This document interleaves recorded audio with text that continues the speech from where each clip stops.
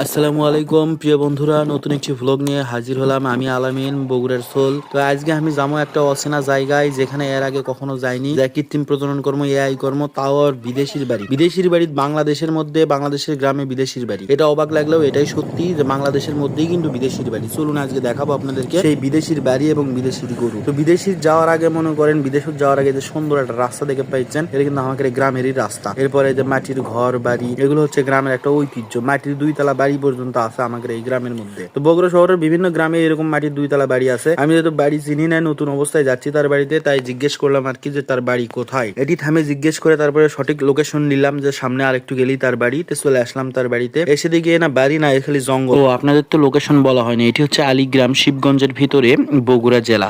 আলীগ্রামে অনেকবার এসেছি, কিন্তু এই বাড়িতে নতুন। এরপর বিদেশির বাড়ি দেখি টিন দিয়ে ঘেরা, ঘেরার পরে দেখি আর মধ্যখানতে আবার রডের বেড়া, বেড়ার মধ্যে দেখি কিছু গরু বাঁধা থাকে। এটাই হচ্ছে ভাই বিদেশির বাড়ি।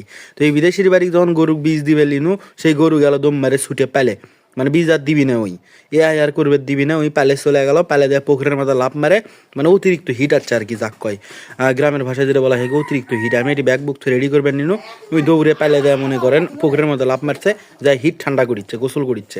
তো আমি বীজ দেবো, বীজ দেওয়ার জন্য সব কিছুই রেডি আমার।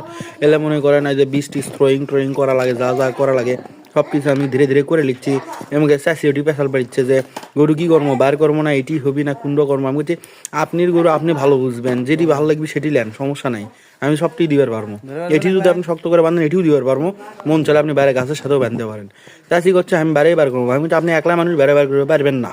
চাষি এখন মাথা মেরে গরু কোনা বার করলো, বার করার পরে যে গরু মারলো দৌড়। যাই হোক এই ভিডিও আর দেখা পারলো না, কারণ চাষি একলাই মানুষ, তার পাশে দৌড়ে দৌড়ে গরুটা ধরা লাগলো, পুকুরের মধ্যে পড়ে গেছিল। পুকুরের মধ্যে থেকে অনেক কষ্টে গরুটা তোলা হচ্ছে, লোকজন মিলে ডাকে এমন কেন গরুটা তোলা হচ্ছে, মানে বোঝা গেল চাষি হয়তো গরু অনেকদিন থেকে গাও ধুতেনি, তাই গরু একলা একলাই পুকুরের মধ্যে নামে গাও ধুছে আর তুলে। আর কোনো দেরি নাই, দেরি না করে আগে বীজ দেওয়া লাগবে। ওই যে ভাইরা দেখেন কত কষ্ট করছে, একবারে ছুটি পানা দিয়ে মনে করেন লুঙ্গি মুঙ্গি ম্যাকে শেষ, গরুর গাওটাও ছুটি পানা দিয়ে ম্যাকে মুখে শেষ। তারপরে হাল ছাড়া নাই, বীজ দেওয়া সঠিকভাবে প্রতিস্থাপন করলাম আর কি, অর্থাৎ এআই কাজটা সম্পূর্ণ করে দিন। করে দেওয়ার পরে এখন বিদেশি চাষি কয় কি দেশি টাকা দেবো, বিদেশির বাইরে তো আর দেশি টাকা নিবো না, বিদেশি টাকাই লেওয়া লাগবে। বিদেশি মানে চাষির ছেলেরা বিদেশ থাকে আর কি, বিদেশ থেকে কামাই করে বাংলাদেশে টাকা দিয়ে পাঠায়, এই জন্য বিদেশি বিদেশি বলতেছি বারবার। যাই হোক বিভিন্ন কথা হলো, কথার মাধ্যমে টাকা পয়সা আমার যা পারিশ্রমিক সেটা নিনো, নিয়ে এখান থেকে মনে করেন আবার আমি রওনা দিনো বাড়ির উদ্দেশ্যে।